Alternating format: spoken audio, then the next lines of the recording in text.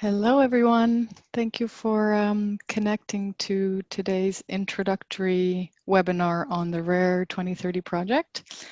I'm just going to give you a quick introduction to who's online with us today.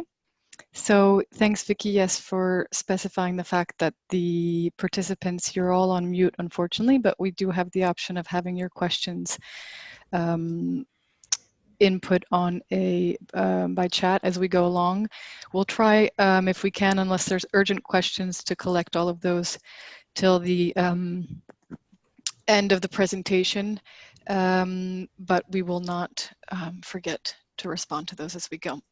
So we have with us, I guess I'll start with myself. My name is Anna Cole, and I probably know a number of you, but for those of you who are new to the organization, I am leading the RARE 2030 project and officially the Public Health Policy Advisor at Eurodis. We have Victoria Headley from Newcastle University, who will give you more detail about her role in RARE 2030, Charlotte Rodwell from Orphanet, and Giovanna Giuffre from ECNova are experts in Foresight.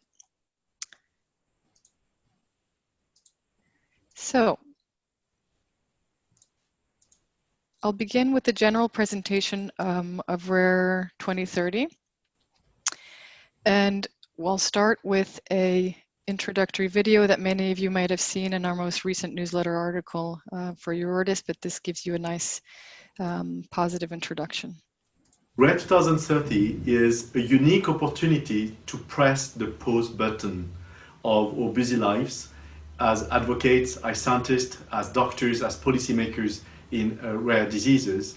And we put on the pause button because we want to think really deeply about what are the needs of people with rare diseases in Europe today and the next 10 years, and how to address the challenges of people living with rare diseases in this new context.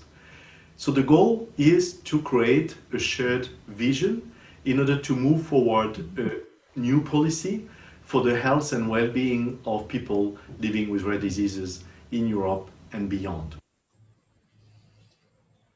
So that message was from our CEO, Jan, who very nicely put a global overview of the ambitions of this project. The RARE 2030 project is a 2-year project, a Foresight study, which is a specific method of coming up with future scenarios around a number of topics that quite traditionally may be used in other industries like transport and energy, but in this case we're applying them to rare diseases and to health. It's a participatory approach, in which case we include the points of view of not only patients, but a large range of stakeholders. And the idea of this exercise is to consider where we are today in terms of policies in rare diseases, to start identifying what is it that drives change in our field, for better or for worse, and to try to anticipate how those influences or how those drivers will have an influence over how we live over the next decades. So the project will ultimately strive to propose policy recommendations through the year 2030. But as with most Foresight studies, we really want to consider what life might look beyond that. And ultimately, what we hope to do is forge a consensus around better policies that we can not only share with the European Commission, but with all other stakeholders in the field. The project itself comes at a very important moment in time, in the sense that it follows the end of a number of major rare disease policy platforms, so specifically the Joint Action on Rare Diseases, as well as the expert groups around rare diseases. So those are no longer being continued. And so in a sense, we've lost that channel of communication with the European Commission. However, they've kindly given us the opportunity to conduct this exercise over the next 2 years. But I just like to underscore the fact that this is an opportunity to continue some of those discussions, but also a critical moment to make sure that rare diseases are maintained as a public health priority in their eyes. It also comes at a moment of many other changes, including a new European Parliament and therefore a new European Commission. As you know, the elections will be coming up shortly, and what follows is the election of a new commission with those new Parliament members. In general, we have quite a surge of interest from industry and other investors in the world of rare diseases, and specifically in orphan drugs. So that's something to keep in mind in our reflections. And we just have a rapidly changing world, in which case there's a lot of new technologies and opportunities that we need to consider when we plan for the next 10 years of policy.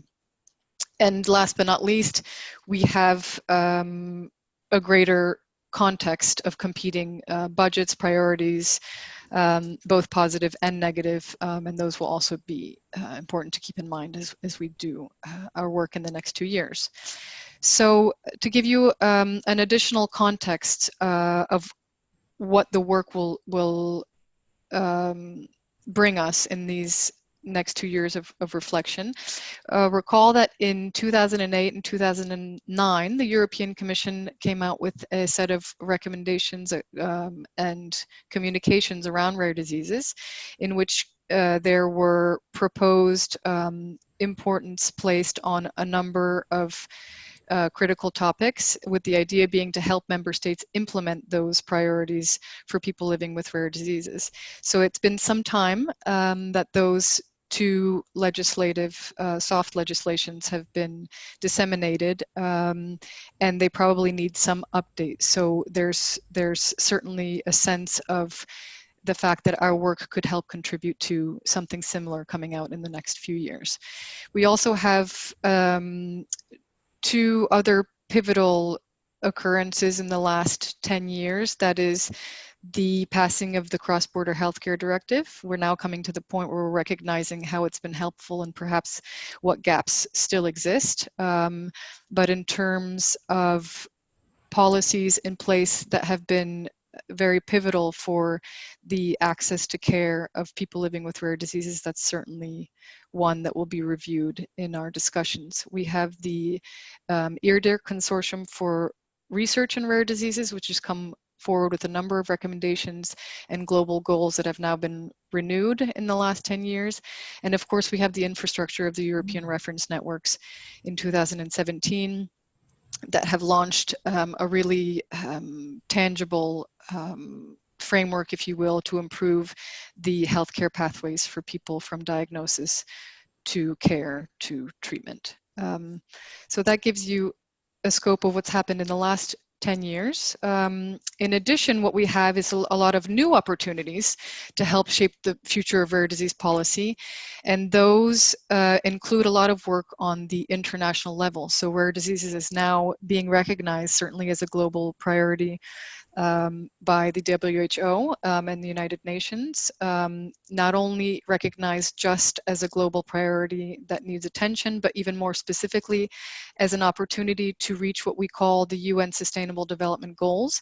So there's a number of goals around improving general global needs, poverty, education, gender balance, etc., in which the same obstacles that we face as people living with rare diseases can help contribute to making sure we have more equity and leaving nobody behind in terms of access to care and treatments. The rare disease community and the needs from the rare disease community have also been recognized as a priority area from a steering group at the Commission level called the Steering Group on Health Promotion, Disease Prevention and Management of Non-Communicable Diseases. Rare diseases, of course, being one type of non-communicable disease with its own specificities. So we, for short, call this the SGPP, and I'll go into detail about how we may be able to interact ultimately the recommendations that we put forward with this group. But just to let you know that there are new structures being put forward at the European Commission level that will be have an ear to our recommendations and be eager to find out how they can integrate the advice that we put forward in attacking not only non-communicable diseases in general, but rare diseases specifically. And finally, we have this infrastructure of the reference networks for rare diseases as an opportunity where we can also shape in a more granular level how that's integrated into the national systems.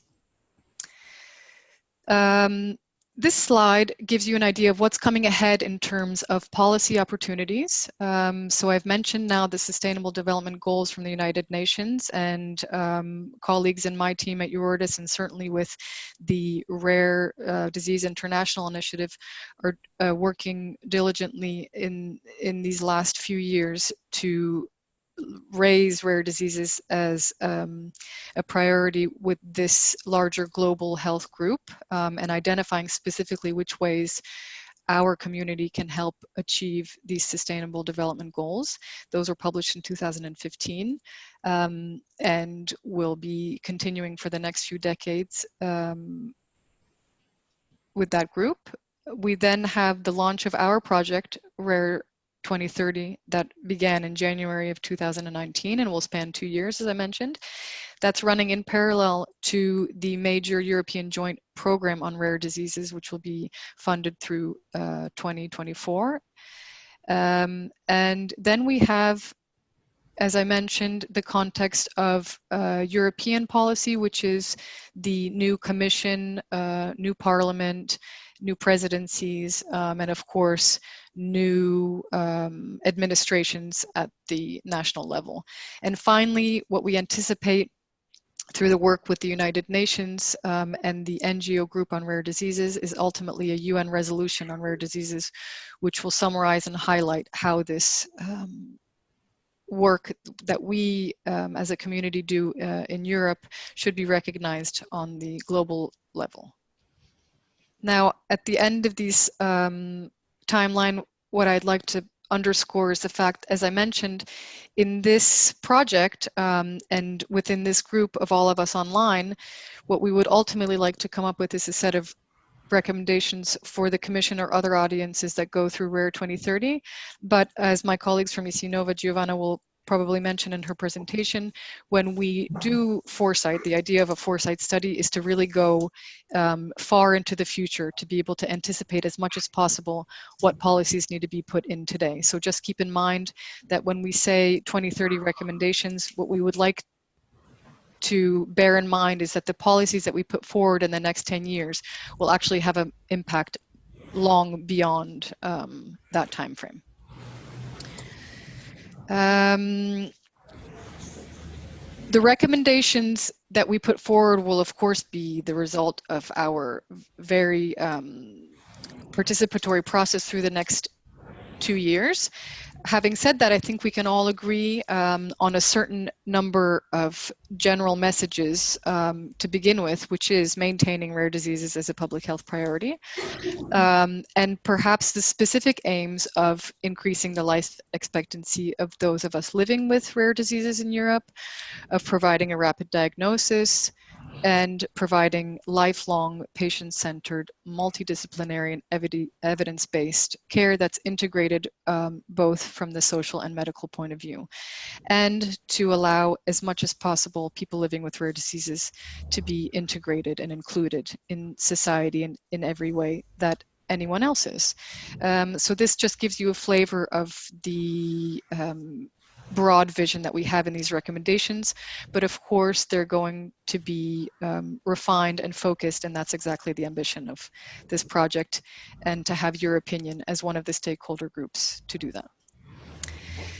So when the Commission came out with the call for such an exercise, they were very clear about the fact that they wanted a research-based approach to what we have done for decades in our community, that is consulting each other around what the expectations and experiences that we have as people living with rare diseases. In this case, we have somewhat of a focused approach, in which case we go through several steps. One being a knowledge base, that is collecting information on what is happened to date. We have the consultation process that includes a horizon scanning, which means identifying basically the trends and drivers that I mentioned that might shape the future. We identify those trends and drivers, knowing that if we emphasize certain ones over others or prioritize certain ones over others, the scenarios that we could imagine of the future that we would be living in could be very different. So we come up with multiple scenarios saying, if we focus on this, life will look like this, and so on. And we do that all with a panel of experts, as well as other consultative bodies, including all of Eurydice's membership, and even the general public. Now, this slide I really put in there to underscore this third part, which is the Commission was very clear that they wanted us to come up with recommendations that keep in mind existing resources. So it's for that reason that I mentioned the steering group on promotion and prevention. For this reason that I recall the fact that we have the opportunity, but also some challenges with the new infrastructure put forward with the European reference networks.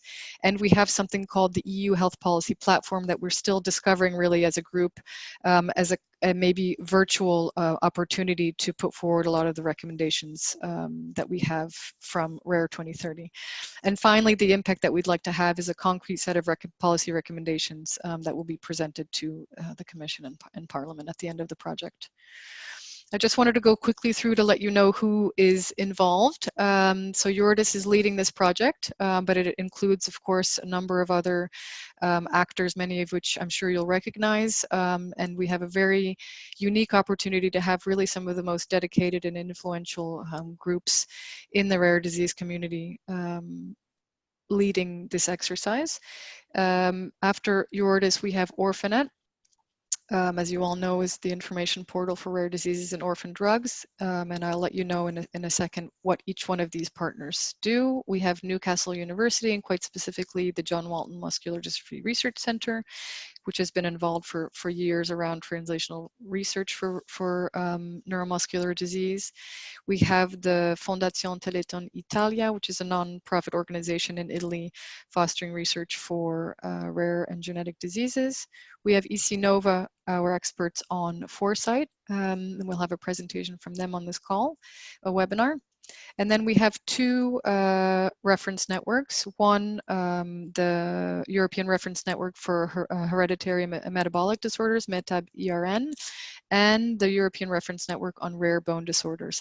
And just to be clear, these are obviously disease-specific networks, but their role is really to ensure representing the voice of all reference networks and to really play that role of moderation in gathering the consensus from all reference network leaders and coordinators and bringing that point of view to the project. And finally, we have our colleagues from the Imperial College of London who will be focused around the development of orphan drugs and how that is changing or has changed and will change in the future. This is a quick slide just to let you know the organization of our work. So as with most European projects, we have a number of work packages. As I mentioned, Eurydice is coordinating the project with the help of ECNova, who not only is an expert in Foresight in general, but also has a lot of experience in managing projects, so they're helping us on that management level as well. We have Orphanet, Eurydice, and the University of Newcastle working on the knowledge base, so that is gathering what has happened so far. We have ECNova and Eurydice working on the next work package 5, which is building scenarios. So given what we've identified in our knowledge base as trends, where do we see things possibly going? And then finally, once we have created those scenarios, work package 6 focus on how do we actually recommend those in terms of policy. Fondazione Teleton Italia will be evaluating the project, so making sure that we have all of the stakeholders we need to involved, making sure that we are fairly reaching a certain level of consensus, and evaluating not only the process but also the outcomes as well. And finally, Eurydice is taking on its sort of traditional role, if you will, of disseminating the work that we're doing, and at the same time considering how we can sustain all of the work that we've done so that it does not end at the end of the project in 2020. And finally, I can just highlight these 2 pink boxes, which include two consultative bodies in the project, one being the Research Advisory Board. I'll go into detail there, but having a more strategic role as a sounding board, if you will, for all of the project partners, making sure that we're approaching things in the right way. And then a much larger panel of experts, which are all of us, including other stakeholders from industry, from academia, from research, from regulation, etc. And I'll go into more detail there in a second. Here is an overview of the Research Advisory Board. So we have two members still in gray, if you'll notice. So those have not yet been confirmed, but all those who are in full color have. This Research Advisory Board, as I mentioned, will be a sounding board to the management team of the group and all of the project partners. And they've been invited in one of three categories, either as experts in foresight in general, or as experts in rare diseases and in health policy. So you'll see two former Directorate Generals, for example, from DG Research and DG Sante and Connect. We also have a representative from the European Organization for Public Health Association, and from the WHO. And then finally, we have so far one, but perhaps we'll be able to include more. We have Simon Koss, the Chief Medical Officer from Microsoft, representing the point of view from new technologies, if you will, in addressing health needs and specifically for rare diseases. So here I will do a quick overview of the steps of Foresight, and I will let my colleague from ECNova go into greater detail. But as I mentioned, we want to establish a knowledge base, letting us understand where we are today and what potential emerging issues will come forward in the future. Then we need to identify what are those major trends, and we need to prioritize them in terms of what are more or less important to us, because of course we would like to do everything, but we certainly are always limited in terms of time and resource. Third, we take that prioritization of trends and consider the potential future scenarios of what life might look like if we prioritize one over another. And finally, we try to what we call backcast those scenarios into recommendations based on which ones we prefer. So the stakeholders, as I mentioned, that are consulted at every step of the process does include this panel of experts, which includes up to 250 members that span across patients, healthcare professionals, researchers, industry, social scientists, regulators, national authorities. I'll go into more detail on who exactly was selected for that group.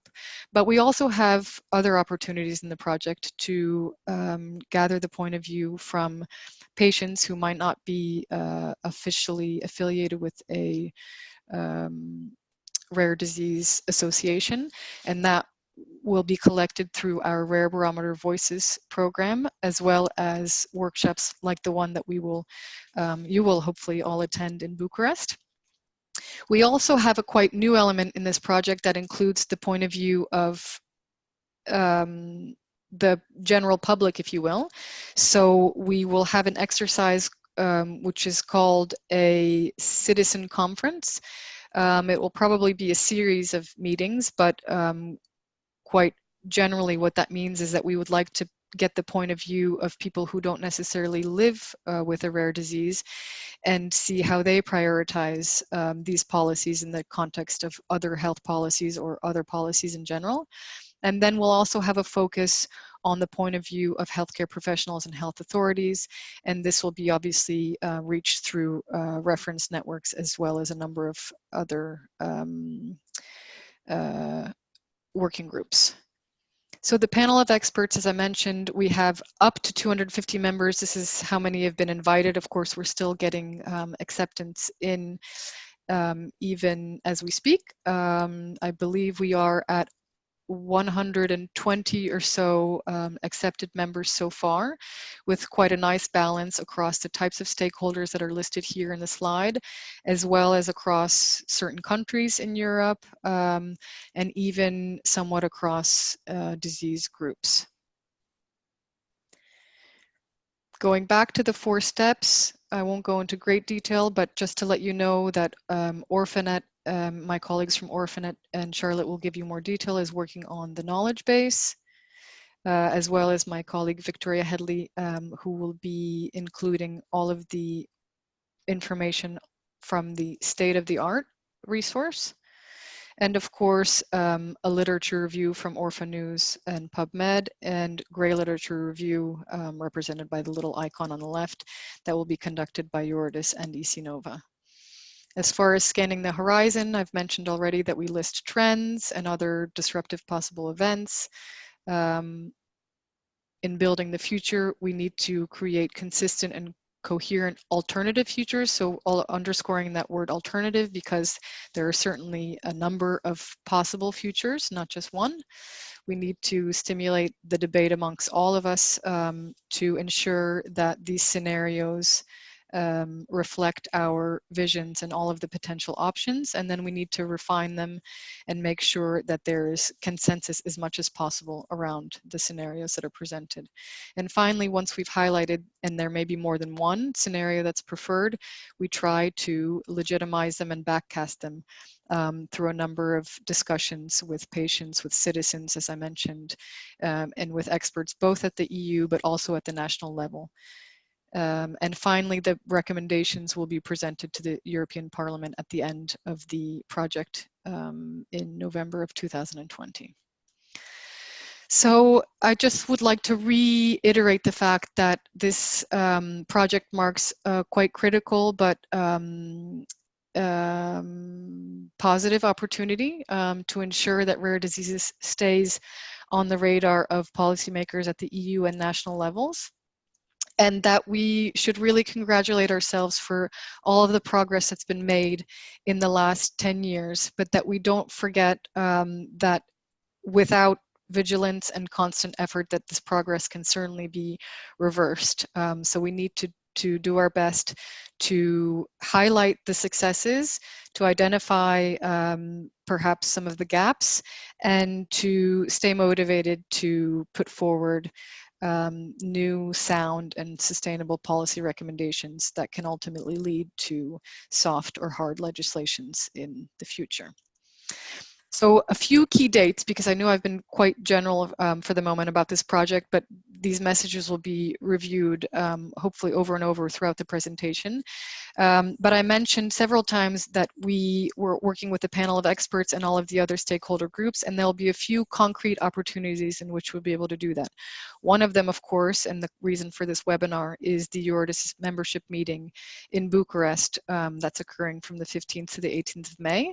So on Saturday, the 18th of May in the morning, we will have a parallel workshop on Rare 2030.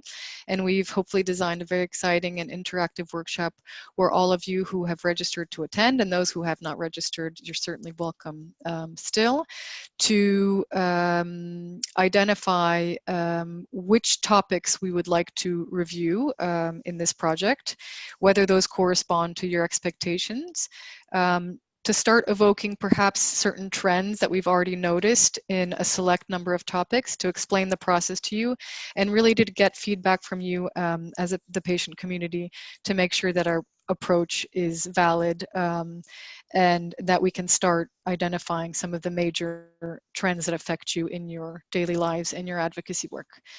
The second major event will be a panel of experts workshop, which will actually be back-to-back to Eurydice's Council of National Alliances and Council of European Federations workshop. That will be on the 7th of November.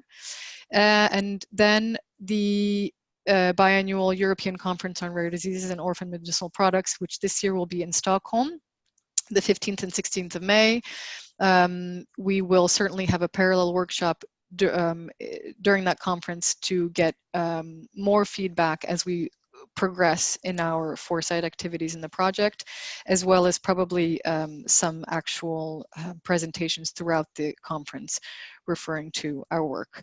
And finally, this is certainly still tentative. The European reference networks have so far annual conferences. We anticipate that there may be one in fall of 2020 where we can have an opportunity to present some of our findings and to get feedback as well. And finally, as I mentioned, we really would like that these recommendations reflect the reality of policy work and of life with rare diseases on the national and regional levels. So we've put forward the idea of several regional workshops with patient representatives, with national authorities, with orphanet teams, with the key players in rare diseases in each member state. And for the moment, these are not confirmed, but the idea being we would like to align them with upcoming EU presidencies, obviously, to maximize the impact that we can have on policies in those places. So that's all from me. I just would like to remind you that this Foresight exercise is really an opportunity where, as Jan mentioned in his initial video, it's an opportunity to press the pause button and for once, rather than reacting constantly to the difficulties and obstacles in living with rare diseases, to consider as much as possible how we can anticipate the obstacles in advance and help shape the future for people living with rare diseases throughout 2030 and beyond. So we will now move to my colleague Giovanna Giuffre's presentation on Foresight methods and features. Hello, good afternoon. My name is Giovanna Giuffre and I'm here to give a short presentation. It's about 20 minutes about Foresight. I think you will find many commonalities with the structure of RARE 2030, but we would like also to have some ideas of terms, example, and what is Foresight. The presentation is divided in 3 parts. On the first one, I will just present who we are, as I think we are the new in the fields, and also what is Foresight for. On the second, we will look to 4 features of Foresight activities, and the third section is just an example of a Foresight project related with health. So I hope this introduction will be useful really to motivate your participation to the project. And as Anna said, it's really an opportunity to create together anticipatory policy that could help to shape the future. Who we are a small, can you move to the next slide, please? Okay, the next one. Who we are. My name is Giovanna Giuffre. I'm working in this project together with Svetlana and Andrea Ricci. It's a small team of Foresight inside AC Nova. That is a consultancy based in Rome.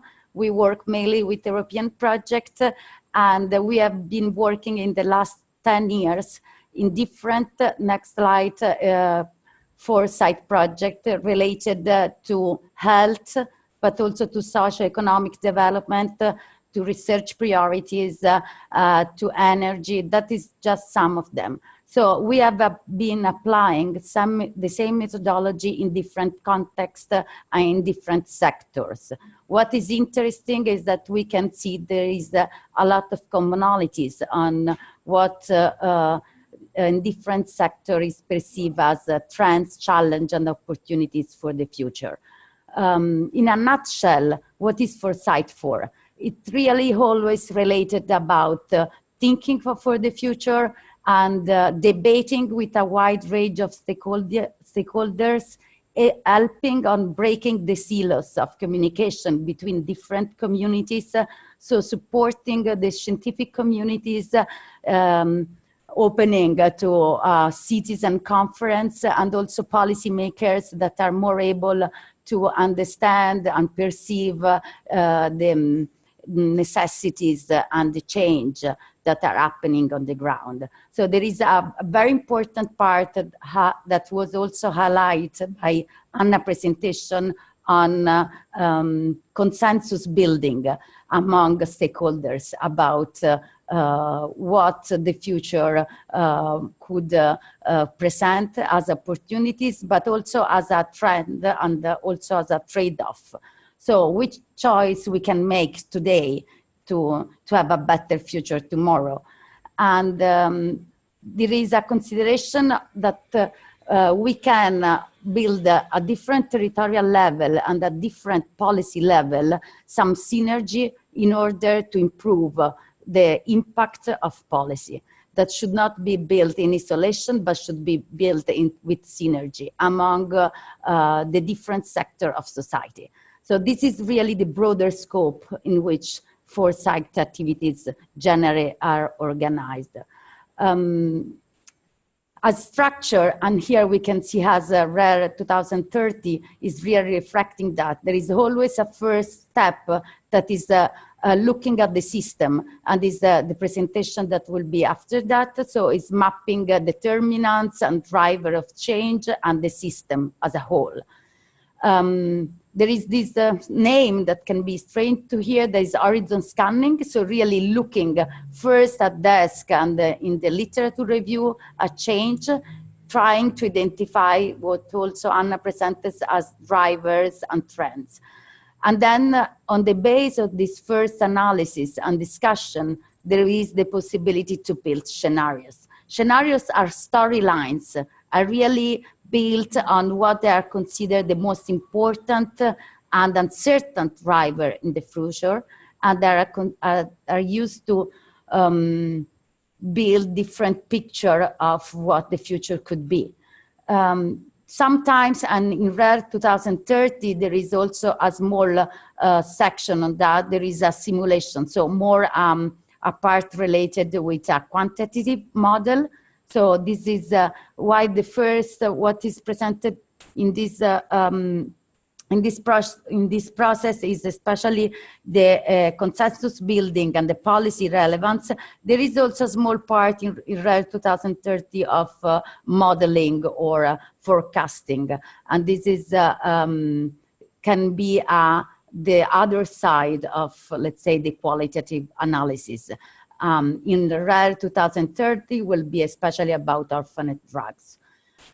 All this work, all this process that can be quite lengthy but is very important is aimed to create policy recommendation. So all the time foresight activity are aimed to create a policy recommendation that are shared and are and have been agreed among different stakeholders and are stronger based.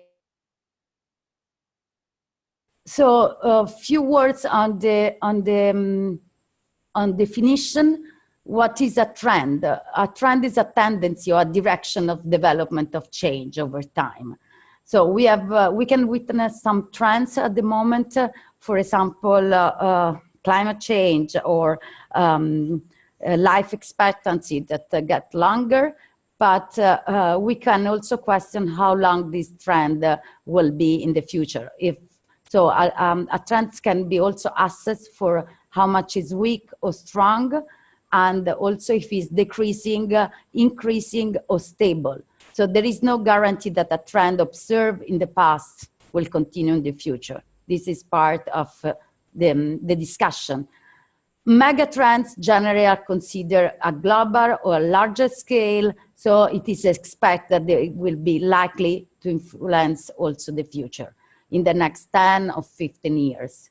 What is considered as a drivers is the development that are causing change.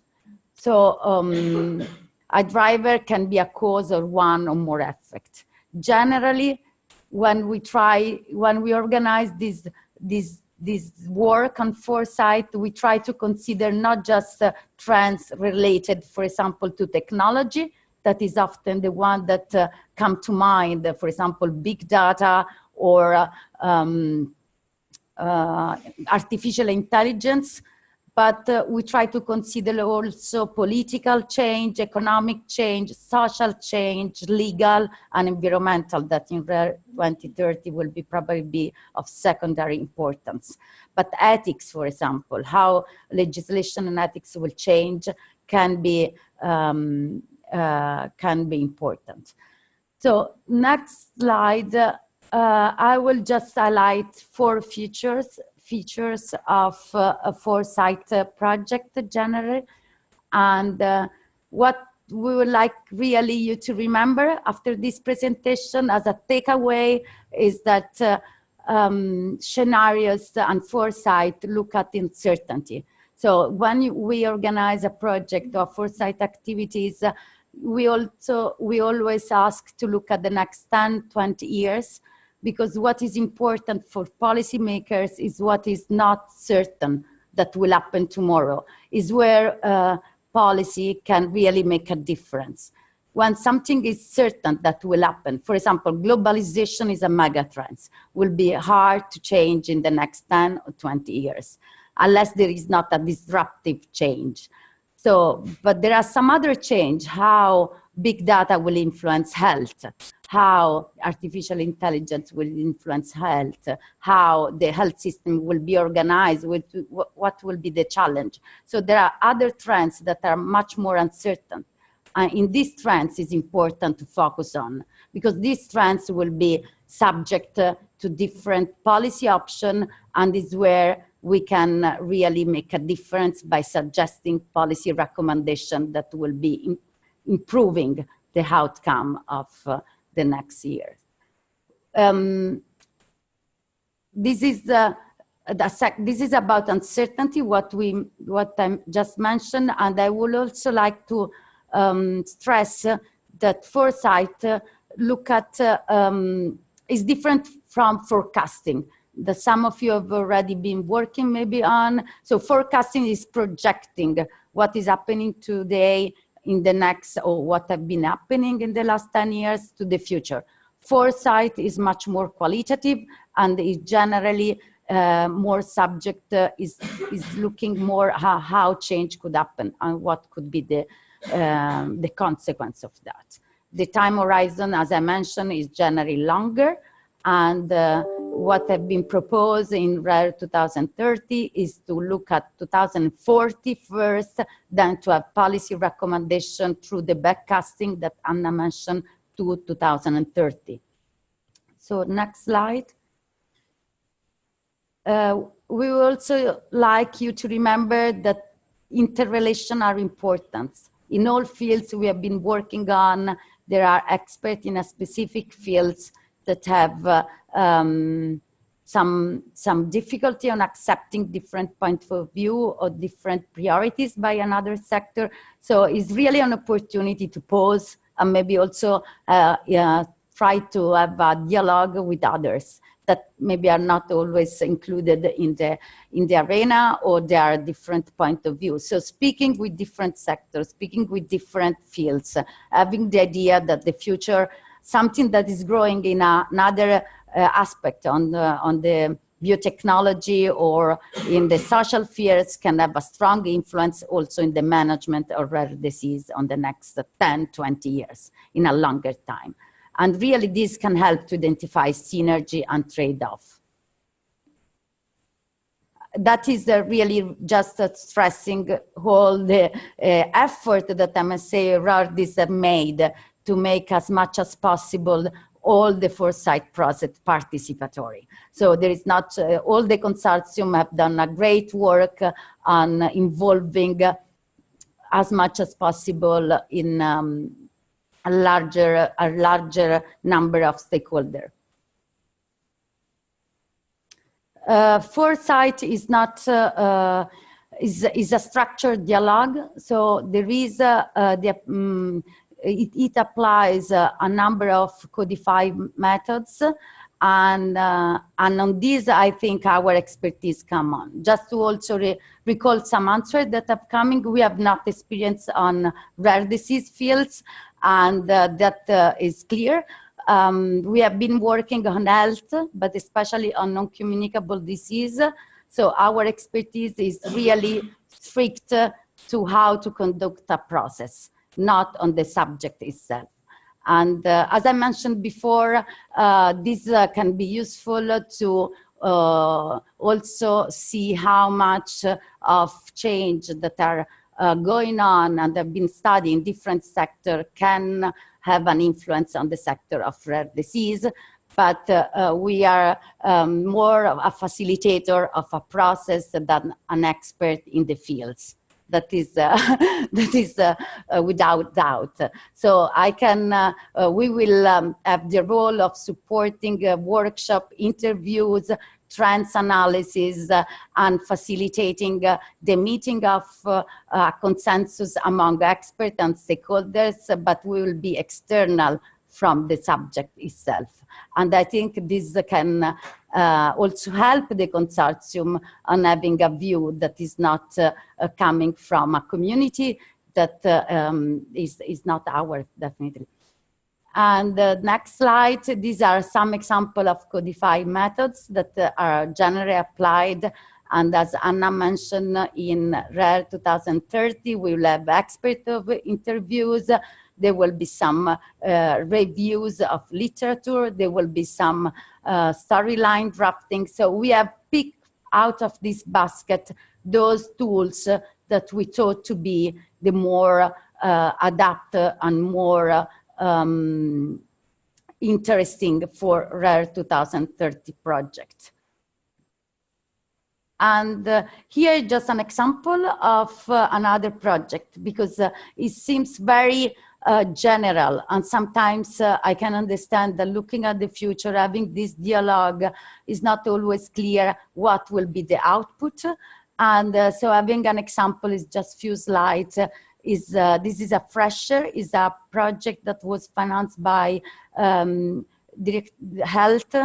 Health, and were a consortium of 12 partners and was related with Foresight modeling for European health policy and regulation.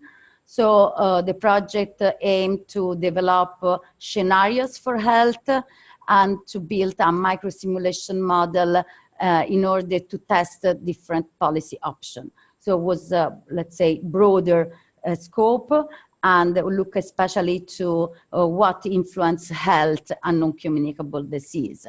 Similarly to the work that is currently done for RARE 2030, the first step was looking at trends and drivers leading to risk factor of non-communicable disease. So can be seen as a specular example of a trends and horizon scanning analysis. While in RARE 2030, the focus will be on healthcare and the different trends and drivers, Fresher was more focusing on lifestyle. So there will be different trends studied, but could give an example of what is. So this is another example of after the trends analysis and the ranking by stakeholders, by importance and uncertainty, scenario were built to show to policymakers how the future could be. This whole work of storyline was accompanied by a microsimulation model built by OECD that aimed to give some figures and numbers to the different policy options. There is a short videos that helps to understand the process. Maybe we can see if we can show it.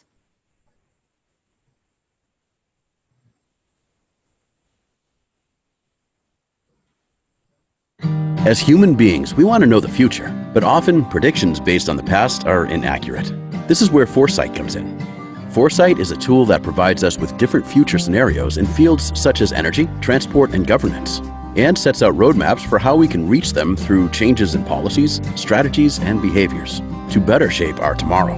Fresher is a Horizon 2020 project that has applied Foresight to health in an aging Europe, identifying the factors that can lessen the negative impact of non-communicable diseases, such as cardiovascular diseases, chronic lung diseases, diabetes, and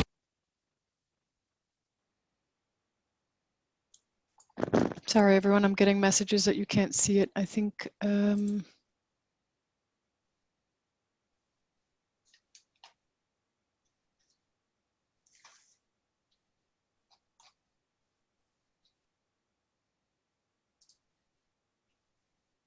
me try again.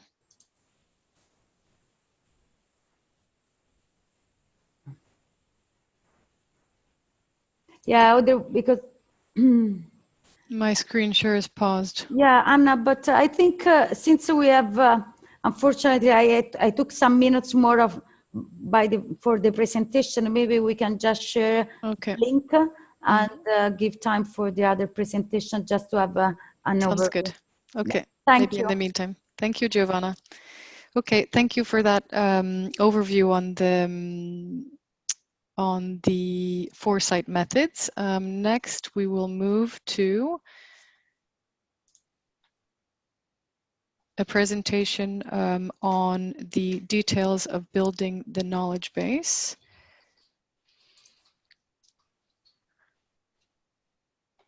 From Vicky, Victoria Headley from Newcastle, and Charlotte Redwell from Orphanet.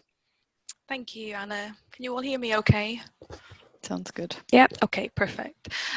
Somebody asked in the chat actually earlier if people will have the slides, and I think for sure we'll have the slides. And in fact, I think maybe this one, is this one being recorded as well, Anna? Yes, Okay, yeah. perfect.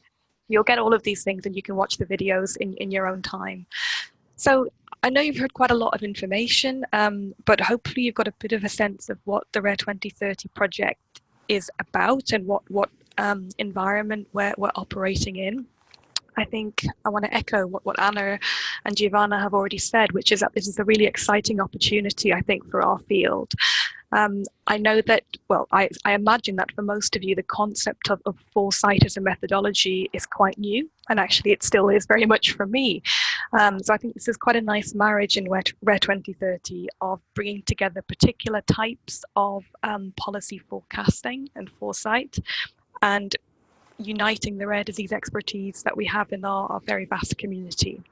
So what I want to do just for about 15 minutes is to maybe give you something that's, if you're not so familiar with the methodologies, maybe brings it a bit down to earth, because I guess we've been talking about what we're going to do and what our vision is. So if I talk a little bit about what we've been doing so far, so I'm leading from Newcastle the work package on essentially building the knowledge base and starting to look at what we're calling determinants of health and well-being, what determines how we live our lives with rare diseases, and also looking at what the drivers of change are going to be. So what we have to do to start with, before you can say with any certainty what trends are in our field or what the key drivers of change are or will be in future, you need to have a pretty good idea of what's actually happening in our field. And because our field is huge, 7,000 to 8,000 different diseases, this project is focusing on Europe, so still at the moment 28 member states, but we don't want to be too kind of Eurocentric in this, so we do want to look at other European countries which are not necessarily member states, and also factor in the global picture that Anna mentioned earlier. So what we're trying to do, what we've been working on for the first couple of months of the project, is to try to get a really good picture of the status quo. So where are we for rare diseases today? And you will appreciate that that is kind of a huge, very difficult, very complicated thing to do, because our community is massive, but also the different topics that fall under rare diseases is huge. Also, because we wanted to start this project by not having a really fixed idea of what we're going to end up with, we need to keep a very broad perspective. So at the end of this, at the end of our 2 years, we need to have developed some sort of policy outputs. Now, it may be, for those of you who are familiar, this is not a terribly brilliant resolution on this slide, but you can see here sets of recommendations which were issued in the past by the expert groups at European level. And I think most of these, certainly some of them, have been extremely influential in our community. So one of them there, if you can just about read, is about coding for rare diseases. A really important set was on the the recommendations on national plans and strategies. The document on ERNs has been really, really influential. So it may be that at the end of this project, we actually come up with some more of these, or we create a blueprint, a roadmap towards creating more of these for topics that don't have such guidance at European level at present. Maybe we think about recommendations for certain groups of countries or countries that have similar situations. Maybe, as on the right-hand side here, we come up with kind of a new policy Bible. So just like our council recommendation on an action in the field of rare diseases back in 2009 kick-started so many activities, maybe actually what will come out of this project is the need to kind of start that process again, taking into consideration the new needs and developments. But because we're keeping this stage really, really broad, we need to have a very broad body to help us to get there, to get to these policies. So Anna, next slide if you could. And the body that we're using here is our panel of experts. That's one of our groups to help us start to do some sort of sifting on this very, very broad field. I won't talk about this in too much detail because Anna has already mentioned this. What I will say is that the panel of experts, say our maximum occupancy will be about 250 people.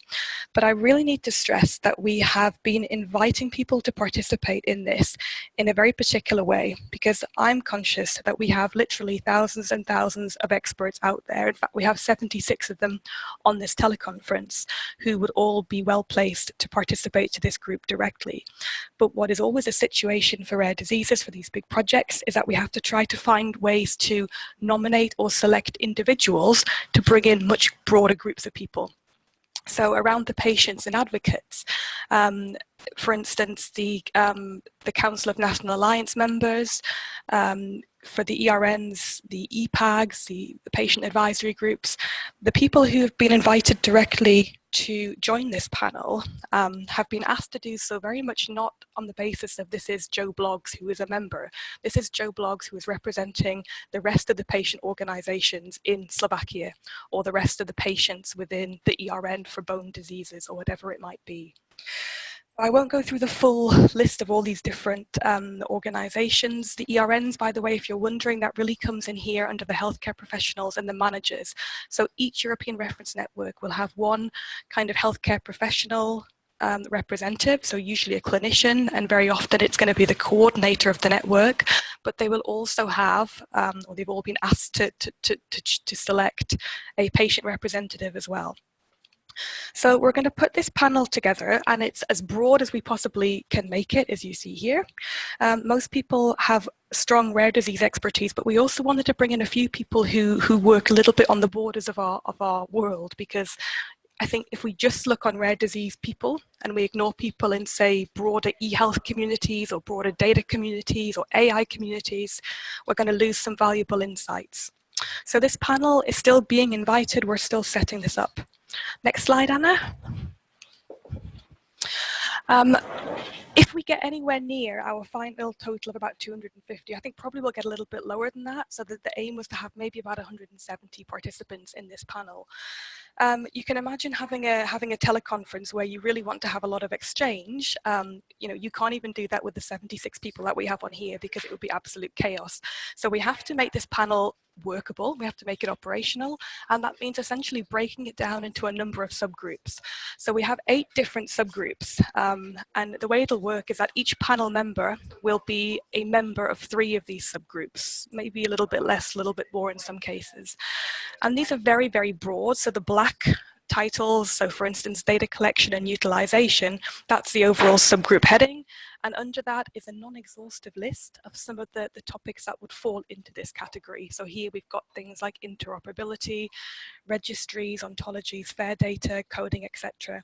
Next slide, please, Anna. And you'll be able to go through these in your own time in much more detail.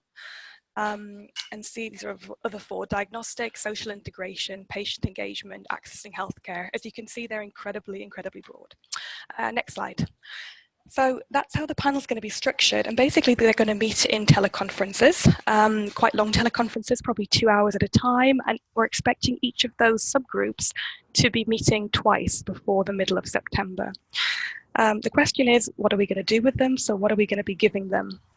Well, we are building the knowledge base. That's what the work package is all about. So there are 3 different sources of information that this panel is going to get. And actually, I should say that it's not just a case of creating, private documents for the people who are a part of this panel. The outputs that come out of this will be available to everybody via our websites. So there's a literature review is being done, which I'll talk about briefly in a second, to try to search for meaningful articles and published work, as well as grey literature, that could help to shed some light on what our trends in rare diseases might be. There's a particular resource called the State of the Art resource, which I'm going to talk about in a second, and some of you will be familiar with. And then the third one, which Giovanna's talked about a little bit, is that we do want to try to look at what kind of trends do we know are emerging in fields outside of rare diseases. So really looking to the future and trying to do this sort of blue sky thinking about the things we might not even know about, but which Isinova, through their policy and their foresight expertise, will be familiar with. So if we go to the next slide, Anna, just to try to make this a little bit more real, I'll maybe just fly through this. I might bring Charlotte in at some point if people have any particular questions. The literature review, one of the most important resources to do the literature review is, we've got a box on the screen, Anna, in the middle. One of the most important resources for the literature review is, of course, the Orphan Use newsletter, which I'm sure you're all familiar with. If not, then do sign up to that. There are over 14,000 subscribers to this. It's been produced since 2004 onwards in many different languages. You can see here in pink all the different headings. So you get a really good flavor of the political and scientific developments across the rare disease field. And to put that newsletter together, they have a very well-developed, well-evolved, systematic review that they do of the literature anyway. So they have over 60 publications that they survey routinely to find new articles. So a lot of the search strategy is already kind of built in. If you go to the next slide, Anna. Perfect. And then besides the Orphanet newsletter, Orphan News, you have the Orphanet database itself, OrphaData. So as you know, there are many countries, 35 countries to be precise, who are collecting data through their national Orphanet teams, and they're submitting it to the central Paris database. So there's really useful information on there around diagnostic tests and laboratories, around centers of expertise, patient organizations, orphan drugs, etc. And the team is able to extract that data and to interrogate it, which can help us to look at how, for instance, trends over the last, say, 10 years around number of diagnostic tests available across Europe and in different countries. So we'll be extracting a lot of important information from OrphaData as well. Next slide, Anna. Okay, so the methodology. So there is a particular milestone, a report, which Charlotte's team has put together at INSERM to explain how they're doing their literature review. But essentially, they're looking at that list of 8 subgroups for our panel of experts that I mentioned before, and all of those pink items that come under that. So they've used that to construct a list of keywords and thesaurus terms. They're doing a prospective policy search using the new Orphan News volumes that are coming out, but they're also doing this retrospectively. So they're looking back across all the different editions of Orphan News that go back to 2010, searching for articles that these different keywords will bring up. I'm not going to go into too much detail about this, except to say that everything that they find as a result of this search, they are recording, they're putting in one place, and they're kind of sifting that with the team at INSERM. So the most pertinent, the most relevant articles for each of those 8 panel subgroups are being put into an annex, into a long list of key publications. And they're also going to be summarized in what we're calling knowledge-based fact sheets. Because those of you who will be part of this or are part of this panel of experts, we do not expect you to sit down and to sift through 500 publications. That really wouldn't be feasible. Instead, we're doing this initial sifting, and we're going to present kind of the highlights of that search on a series of limited length fact sheets, one for each of those panel subgroups. So there would be one about data and registries, for instance. And it would aim, it's quite an ambitious aim, but it will aim to tell you everything that you need to know about the topic, what's really come out of this literature review. And then the other source of information, which is going to populate these fact sheets, is the data that we're getting, even as I speak actually, through the resource that we're currently leading from Newcastle. And this is the resource on the state of the art of rare disease activities in Europe. So if we just go to the next slide. Anna, thank you. So some of you will be really familiar with this, but actually what's nice to see is that looking at the list of participants, I know quite a lot of you, but there's lots of you that I don't know. So for those who don't know, the state-of-the-art resource has existed since, we've got a box again. The state-of-the-art resource has been around in some form or another since 2011, and actually it would be remiss of me not to say that Charlotte, who's on the line from INSERM, was really the creator of this, along with Ségolène Aimé. It's been supported by the European Joint Actions in the past, so the USAID Joint Action and RD Action up until it ended last summer. And for me, the state-of-the-art resource is really a unique resource. It does something that nothing else is doing, which is that it's trying to bring together information on, firstly, the broad kind of policy-based developments across the rare disease field and the initiatives which are happening. But it also tries to collect and then present data on what's really happening across the whole rare disease scene in each of our countries. So there's several different pieces to this resource. The resource itself is quite big, so I'm going to really quickly go through the two main parts of this resource which are relevant for this Rare 2030 project. So the first of them, thanks Anna, the first of them is what we call the state-of-the-art overview report. You can follow the link here, and again you'll have the slides. I'm hoping that most of you are familiar with this document, but this was one of the big deliverables that we came up with in the RD Action project last summer. And it's basically an amalgamation of many years of work, so it's quite a long document now. If you go into this, it's about 100 pages in total, but obviously it's very nicely categorized so you can get for what you're looking for. But it goes through all of this. It doesn't talk about efforts in specific diseases. So it doesn't talk about, the rare bone field or what's happening in neuromuscular. It talks about what might be of relevance for anyone with a rare disease, no matter where you live in Europe. So it talks about political frameworks. We actually do some summaries of what's happening outside of Europe, particularly around national plans and strategies.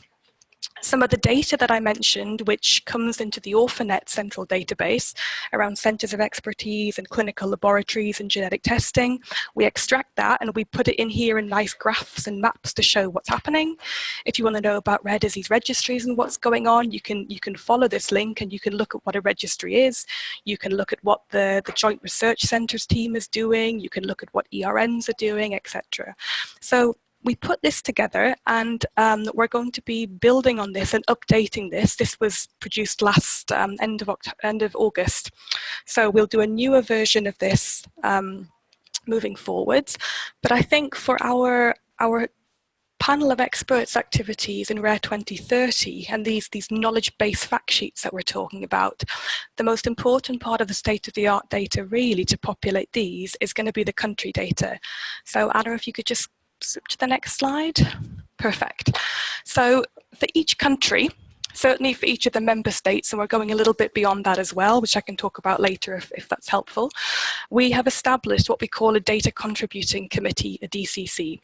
In the past, we always relied upon the official competent national authority reps, so people who were from ministries of health, etc., to give us their data, their information on what's happening in their country.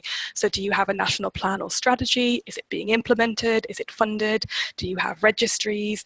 What's your policy around newborn screening? All these different topics. What we did about 3 years ago was we broadened that out to create these little committees so that official representative was joined by a representative of the National Alliance for Rare Disease Organizations and was also joined by a representative from the Orphanet national team that I mentioned earlier, these teams who submit their data nationally to the Orphanet central database. So we have a little trio of people. So what we've been doing over the last couple of months is to be preparing new invitation letters, preparing new materials, figuring out who's actually part of these data contributing committees in 2019, because people's roles change a lot, particularly around the top and the bottom of these pink subtitles. We've also made a few changes to the survey, which I'll show you a snapshot of a second. What we've also done, those of you who are involved with the ERNs could be interested to know this, we're aware that there is a board of member states of ERNs. We no longer have an expert group. As Anna said, unfortunately, we don't have any body which is made up of competent national authority reps who are looking at rare disease policy issues. But we do have a board of member states which are looking specifically at the ERN issues. So we were really keen to try to bring some of these BOMS representatives into the rare disease policy sphere to show them what it's all about. So this time I've actually invited the national representatives for each country serving on that board of member states to join these committees. It's a bit of a work in progress, so we'll see how we get on. Next slide, Anna. And I'll hurry up here. So for those who don't know, what are we actually collecting? Well, I mentioned earlier that we really want to know as much as we can about what's happening in your country about rare diseases. The way that we get the information is through a Lime survey tool. So think of a Survey Monkey tool, but it's got a bit more functionality. And the most important thing is that you can actually use it several people at a time. So you have a dedicated link for, say, Austria, and then all the members, all 3 or 4 members of that Austrian data committee will be able to access that, and they can go in and they can look at what each other's put in there. They can potentially they can change what each other's written. They can add the bits that they are particularly in their sphere of expertise. An important point to highlight is that the questions, and this is the list on the side, you can see all the different types of areas that we collect data about. We didn't come up with this from nowhere. We didn't try to be sort of brutal here. These questions are very much geared to an important set of, an important policy document, which is the USAID recommendations on core indicators for rare disease national plans and strategies. So the country is kind of committed really to collect certain data on what's happening in their countries for rare diseases. And they committed to this back in 2013. So by completing this survey and giving us this data, it's kind of a way of trying to make them come true on that promise. Next slide. And again. So we're hoping to get some updated data. Yeah, just go for all of them, Anna. We're hoping to get some updated information from each of the countries within the next couple of weeks. It'll be a lot easier than it was the last time a couple of years ago. We have had quite a gap here, I appreciate that, but it'll be easier this time because for those of you who are part of these data contributing committees, everything that you put in previously will still be there. So you're not starting from scratch about how your country began its rare disease activities, you're just filling in the details. So what we'll be doing a little bit later in the rare disease, the Rare 2030 project, is each of the countries has a little particular web page. So we'll be using the new data to enrich your short summary. So here you can see the Slovak Republic summary, which just gives you a very short snapshot of what's happening in the Slovak Republic around rare diseases. And then you follow later down and you click and you can get the full report, which contains all of that precious data that the Slovak team has given us. We'll be updating that over the next few months across the summer. But the most important thing is that we're going to extract core statistics from each of the countries, and we're going to pull this together to represent it on these knowledge-based fact sheets. So the panel of experts, when it starts to meet next month, and it has these teleconferences in its subgroups dedicated to these particular broad topics, they will be able to see on a document of no more than, say, 6 pages, really what is our snapshot across Europe. So if we're thinking about national plans and strategies, how many countries really have plans and strategies? How many of them are in date? How many of them have funding attached? How many of them have a committee that's implementing them? And does it involve patients? So we're going to lift out the most essential data and use that to populate these panel of expert fact sheets so we can start working on that. And then over the rest of the year, we'll slowly start to update all of these other resources, because actually all of this will be used later in the project. We'll bring this data into events like the ECRD, for instance, which Anna mentioned earlier. I think that's almost the last slide. If you just skip to the next one, Anna. Yeah, perfect. So I'll stop there. Charlotte, I don't know if you want to add anything from the literature. No, but if there's any questions, I'd be happy to reply. Perfect.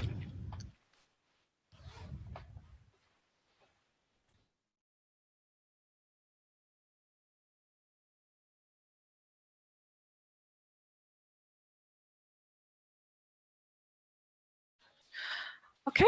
Oh, Anna, we can't hear you. Thank you, Vicky. Thanks so much for that presentation, going into such depth, explaining really the step-by-step process in which we as partners and you in Work Package 4 will take to, as you mentioned, very thoroughly not only go into depth on each subject, but also make sure that we include as wide of a representation of stakeholders as we can. I just wanted to finish up before I look at all of the questions to really emphasize the fact that yes, the panel of experts is our core consultative body, which, by the way, at this point includes all of the European Eurodis Council of National Alliance representatives, so a large number of patient advocates, as well as I saw a question from the private sector. I think we have perhaps 11 pharma and biotech companies who have responded positively to our invitation. But although it's one of the major consultative bodies, I just want to emphasize the fact that we will have many other opportunities to get the patient point of view on all of these recommendations, the first and foremost being in Bucharest. So I highly encourage all of you, first of all, thank you for joining the call, as the idea was to introduce the project, to give you an overview of the process, and to let you know where your inputs will fit in, so that once we convene in Bucharest or at any of the other upcoming workshops, interviews, surveys, etc., you'll have an idea of where your input comes in. And although we didn't go into any detail about how exactly the workshop in Bucharest will take place, we'll do that on site, of course. I just wanted to emphasize that we'll be as interactive as possible. So now that you've seen Vicky's presentation, you saw that we have at least 8 topics that we would like to cover in our discussions over the next 2 years. And I think what we'll do is just take 2 of those as an example for all of the participants of the workshop as a starting point to get your point of view of whether we are not only approaching the process well in general, but whether the content of these fact sheets, literature review, and identification of trends accurately reflects your experience and your expectations for your policy work as well. So I will now finally open the box of questions, which I'm sorry I kept clicking open out of curiosity during the presentation. And so I've answered this one for the private sector, just so that you know we are still receiving responses, positive responses from candidates for the panel of experts as we go along. So we'll certainly be publishing the final formal participant list in the next month, I'd say, if not sooner. We have a question about French and Spanish partners. So I believe the one around French partners has been answered, as Orphanet and INSERM is the French partner. We do not have a Spanish partner formally in the project partners, that is those coordinating the project, but we absolutely do have representatives from Spain on the panel of experts. As well as the focus of the regional workshops, including the point of view of the Spanish point of view in terms of how the trends and potential scenarios that we put forward could be most realistically and appropriately implemented in the Spanish context, but that goes for all of the European countries. So Vicky's mentioned to some extent how we've selected panel members.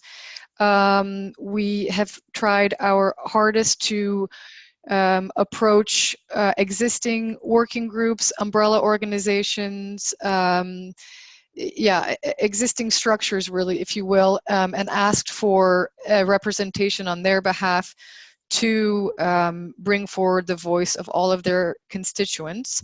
So it's somewhat of a formalized process to have new members involved. What we're doing at this moment in time is analyzing all of the positive responses that we've had to ensure as much as possible that we fairly and in a balanced way include all of the types of stakeholders, that we include representatives in a balanced way from all of the countries across Europe, and that we try to consider, although this is a bit tricky, the types of rare diseases that would be represented, that is in terms of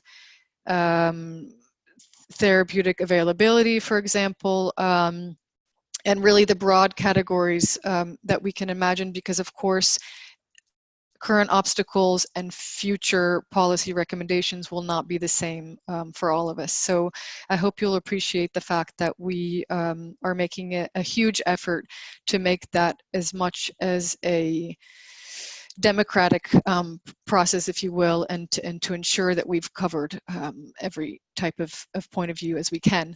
I would just really also like to add the fact, because I didn't go into much detail on this, about the rare barometer voices element in the project. So in the beginning of 2020, so once we've passed this phase of identifying the major trends and drivers, prioritizing them, and putting forward scenarios, of course, with your help and all of the other stakeholders involved in the project, the potential scenarios that we could imagine based on how we prioritize these drivers. We will have a openly accessible survey to all people who are registered on the Rare Barometer platform to help us identify which one of those scenarios are preferred, and to perhaps go into greater detail about how those scenarios might affect their life. We'll also be doing a similar exercise with the very broad and vast network of European reference networks and all of the healthcare providers that are included in that umbrella. And so ultimately it will give us a nice picture of what both people living with rare diseases and those taking care of them expect as ideal scenarios for the future. I think I hope I've covered all of the questions. The last one I see here is pharmaceutical versus rehabilitation sciences. Again, in our panel of experts, I hope it's been clear that we've really tried to include all of the possible players in the field, which certainly includes a lot of aspects of living with a rare disease on a daily basis, including rehabilitation, access to social support, education, all of the obstacles that we live with when we are affected by a rare disease or are a family member who has somebody in their family affected by a rare disease. So again, the workshop in Bucharest will be an opportunity to review some of the slides that were presented here today, and an opportunity to hear back from you whether there are major actors missing in the project, or whether there are major gaps in our process or major gaps in the content that we plan to review. So please keep that in mind when you attend. There was one question at the beginning about the loss of channel of communication with the Commission. So I think, and I'll let my colleagues add to my response as well, I think my response would be that we're almost a victim of our own success. So as I mentioned, we've made major progress in a lot of ways in drawing attention to rare diseases as a real need for a public health approach. So why the Commission should care, and why this has to happen on a transnational context, why there has to be networking, why we need to pool data, why this needs to be happening on a supranational level. And because of that success, I think the Commission is perhaps recognizing that not only are rare diseases moving forward and improving policies in a lot of ways, but that actually the global non-communicable disease field can learn incredible amounts from the way that we've mobilized ourselves as a community and almost replicate some of those processes. So I think it's a political decision on the European Commission. Of course, I don't want to speak on their behalf, but again, I think that's how I see it. It's just a shift in modes of working where if we had an expert group on every subcategory in the health sector, of course, there would be an unmanageable amount. So I think that's the approach that's been taken so far. But I'd certainly like to hear from Vicky and anyone else on the call that might have something to add. I think you've summed that up perfectly, Anna. I think the main issue is, in terms of losing the traction, is that we have the ERNs, so we have the board of member states of ERNs, but as we know, that's a body that is only composed of member state reps. We don't have any patient engagement, we don't have any industry engagement, and actually they are really only focusing on ERN specific issues, and ERNs are essential for the rare disease field, but there are lots of other topics, particularly around national topics and how care and research is organized nationally, and national plans and strategies, for instance, which the ERNs will not touch directly. I know that there are a couple of other, I think we've got a few questions in the chat box scrolled around as well, so maybe just I can quickly run through a couple of those. So Loic, sorry for my awful pronunciation, said, is the HTA regulation proposal from the Commission in the framework? Absolutely, health technology assessment is going to be an essential topic for this. I think Anna had mentioned the comment about the private sector involvement. A question about how we deal with UK partners in Rare 2030. The good thing is that, unlike the ERN situation, where being out of Europe means at the minute it's a no-go area for future formal engagement. This project, because it's not connected with the ERNs, then actually UK partners, even if we crash out, whenever we crash out with no deal, then we're still okay to continue as full partners until the end of the projects. And the funds that we're supposed to receive, if they don't come from the Commission, they will come from our own government. So there's a whole, it's complicated, but where that side of things is actually okay. I'm just looking through some others. So Anna, there's a question, maybe we can go back to Ferran offline about the about advertising this this project in Spain. I don't see the specific comment, but absolutely. So first and foremost, the webinar is recorded, and we'll make sure and send that link to everyone who's participated, and absolutely can be freely distributed to anyone in your advocacy or other activities. Okay. Oh, another good question was, can we clarify if 2030 is the expected date for the new policy proposals or for their implementation? And actually, that's a good question. So 2030 is the sort of the end point of, well, on paper, it's the end point of how far we're looking ahead. So we're looking at what will the world be like for rare diseases in Europe in 2030. As Giovanna said, actually, to really do proper foresight, you kind of have to go a bit further. So normally foresight studies look at what kind of developments do we think may come up in the next 10 to 20 to 30 years. So that's sort of the scope that we're looking towards, but we will have policy proposals ready by the end of next year, or at least a roadmap to what topics or what kind of issues we think might need some sort of recommendations or something like this. They won't, of course, be implemented by the end of next year. So how we actually get some of these things implemented once they've been generated is another issue. I don't know, Anna, if you had any follow up on that one. Yeah, just to say, I think that 2030 is a natural point in the funding cycle of a lot of initiatives from the European Commission, which is where this date comes from, and in terms of strategic roadmaps for policy. So yeah, that's why we're certainly not the only project who's doing this prospective review going through that year. But yeah, that's all I'd like to add there. Just to add on that, normally there is a roadmap, so can be different time of suggested time for implementation. So the endpoint for this project and was required by the call is 2030, but will be possible to do some kind of time frame for policy suggesting like in the next couple of years, these should be the priorities that should lead to this other priority in order to arrive at 2030 to this kind of, so building in a step-by-step kind of policy option and ranking. So they will not be all at 2030, but they could be a roadmap that leads to a certain future in different time. Thank you. So just to go through a few additional questions, I see a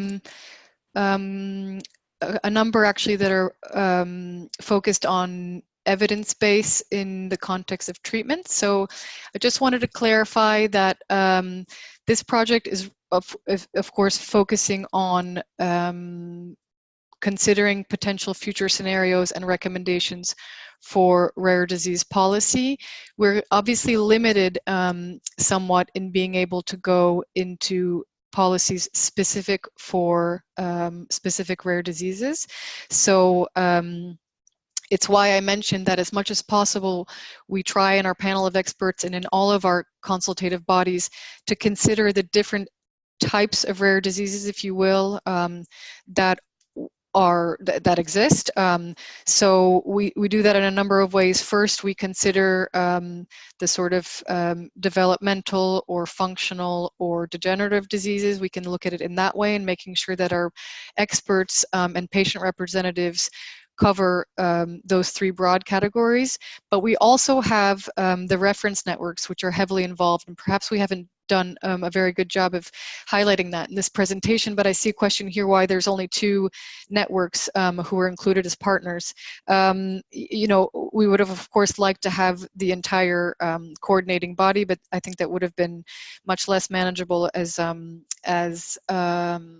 a coordination role of the project. So these 2 partners have been selected for their historic roles in the what's called the coordinators group for reference networks.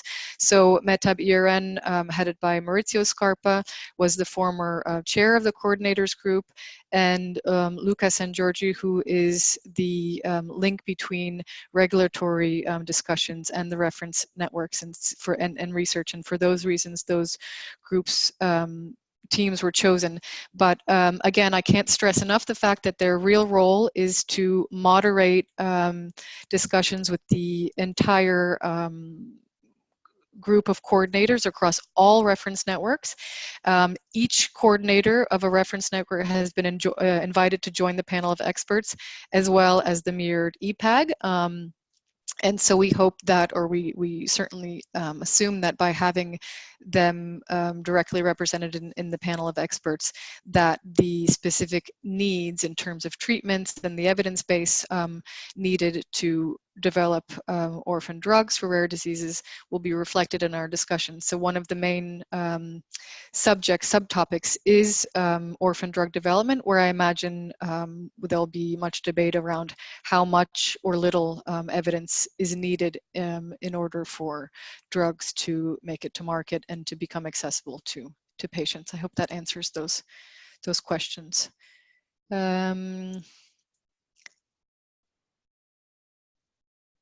Outside Europe, yes. So we have invited the Advocacy Board, I believe is the formal name of Rare Diseases International, which includes many countries beyond Europe, including the US. So we, fingers crossed, will have a representative from NORD, with which I have a call actually tomorrow, just to clarify what exactly is expected, but that will be from the US group. Yeah, Vicky, sorry, did you have anything to add around any of those last questions? No, not really. I mean, I guess a couple of them were talking about probably what people are getting at is we think about things like not just development of new therapies, new drugs, but also thinking about things like devices, experimental medicine, surgical procedures, repurposing and things, rehabilitation. So, I mean, the short answer is everything is open. That's really, I think, the beauty of this project is that there's no kind of set scale. We set those 8 panel of experts subheadings intentionally really broad, but at the same time, if something comes in that doesn't actually fit into any of those, but we know is actually for other fields and potentially for our field going to be a major determinant of people's health in future, then we bring that in. So definitely we'll include all of these things. Okay. Well, I see we're a few minutes over already, and I think maybe it'll be a good time to close then. I want to thank all of you for joining. I'm very pleased to see what a good turnout we had for this webinar. I'm very excited about leading this project, and I thank my panelists and all of the other project partners that we haven't actually mentioned by name, but I will make sure to include in the slides. I also encourage you all to go onto our website for more information, so www.rare2030.org. We also have a Twitter account where we are posting general articles that can stimulate debate and discussions about what the future of rare diseases might look like. And I really look forward to the Bucharest workshop, where I will be delightfully supported by Giovanna and Vicky as well, and where I really look forward to your initial feedback on this project, and then going into really the meat of discussions around how we can prepare for a better future by putting forward good policy recommendations today. So thank you all. I wish you a lovely afternoon and look forward to seeing you in Bucharest. Take care.